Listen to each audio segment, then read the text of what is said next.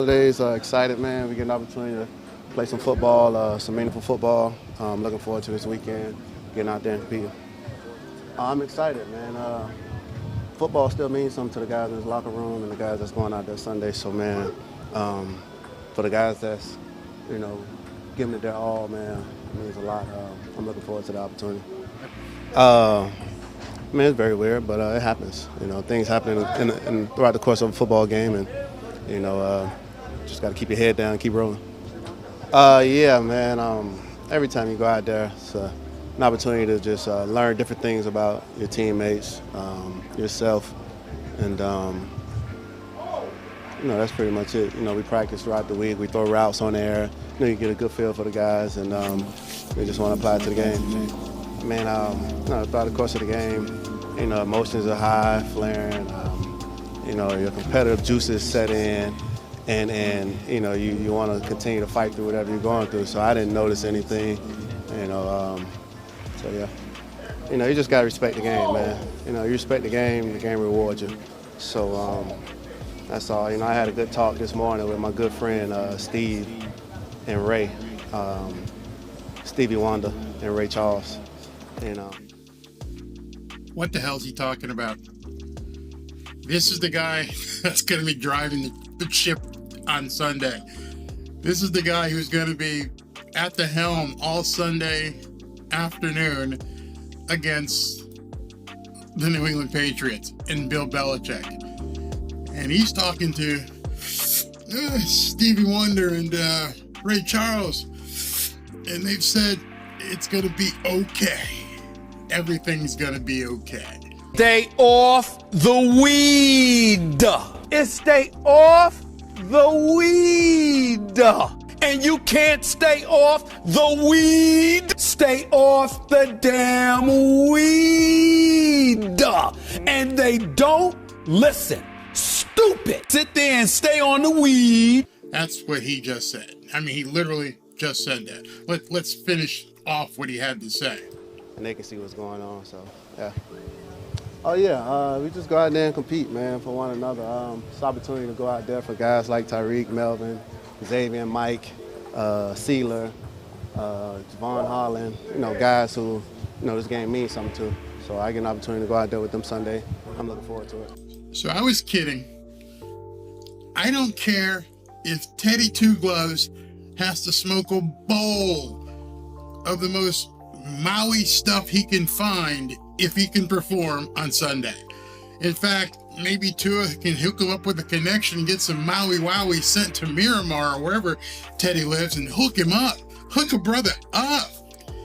If it takes that to get him on the field to win, I'm okay with that. I am definitely okay with that. His words, not mine. He's talking to Ray Charles and Smokey Robinson and Stevie Wonder and the rest of Motown. If it works, fine. I don't care. We have to focus on what's ahead of us. Everybody says, hey, Barry, you talked about Tua too much. Okay, here you go. I'm going to talk about Teddy Bridgewater today. Some of you might not like it. I'm just telling you, some of you might not like it. I have nothing against Teddy Bridgewater, but our chips are all pushed in on Teddy Bridgewater right now. How much do you know about Teddy Bridgewater?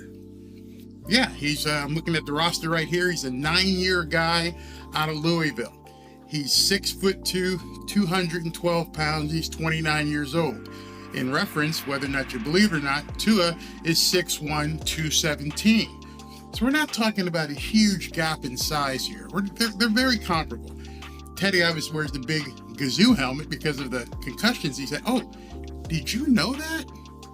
I just wonder how many people on ESPN, how many people in the media, on Fox Sports and on Twitter know about Teddy's history. Do you know about Teddy's history? Because nobody has called for Teddy to retire. Teddy maybe shouldn't even be in the league. Did you even know that? You're going to learn something right now. So let's talk about Teddy. So today is December 29th. Almost a year exactly, a year ago, Teddy Bridgewater was injured in a game with the Cincinnati Bengals. Yes, the Cincinnati Bengals. And Teddy got hurt in that game with the Cincinnati Bengals. Raise your hand if you remember what happened to Teddy Bridgewater, which nobody has said he needed to retire. So, in case you're not aware of what happened with Teddy Bridgewater, let me refresh your memory. See if it reminds you of another Dolphins quarterback, but he didn't get asked to retire. So here's something, 1 year ago today, basically, on Teddy Bridgewater.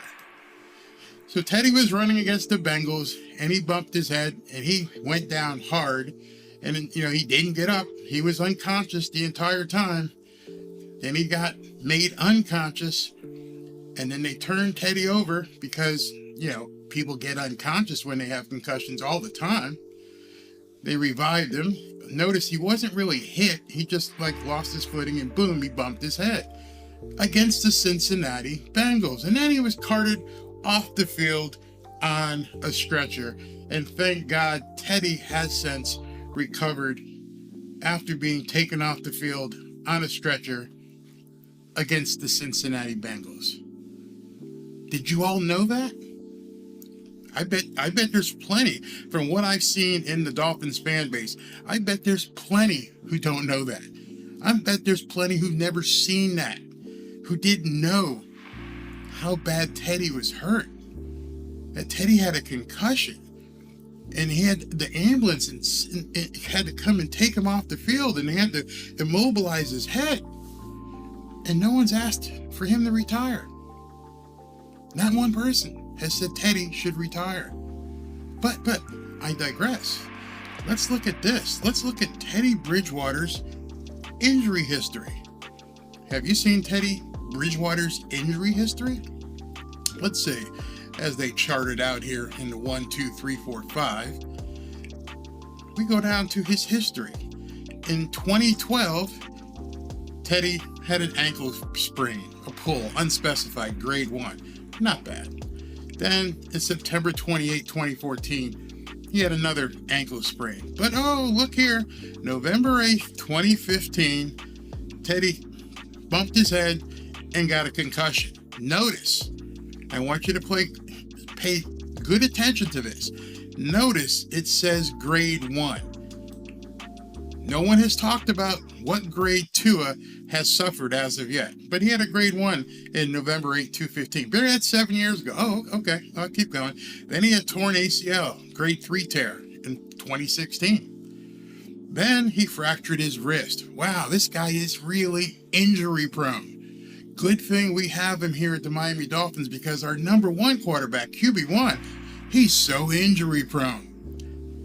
Then in 2015, he did something. 2020, he had a grade 2 MCL sprain. Man, I can't catch a break. Wait a second, October 3rd, 2021, knocked his cranium again and had a grade 1 concussion. Then he had a shin bruise in November 28th, 21.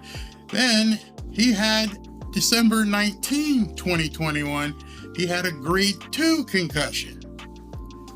Then on October 9th, 2022, the phantom concussion that he took against the New York Jets this year. So let's add that up for some of the people who are math challenged. You got concussion number 1, you got concussion number 2, you have concussion number 3, and you have concussion number 4. And this one here was a grade 2 concussion against the Cincinnati Bengals. Did you know that?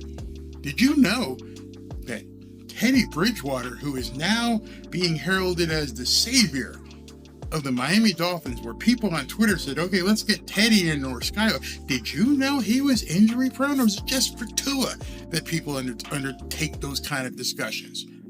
Did you know that he's already had 4 concussions? One of them a grade 2? I'm not lying to you. I'm just showing you the data. Tell me how this guy isn't injury prone.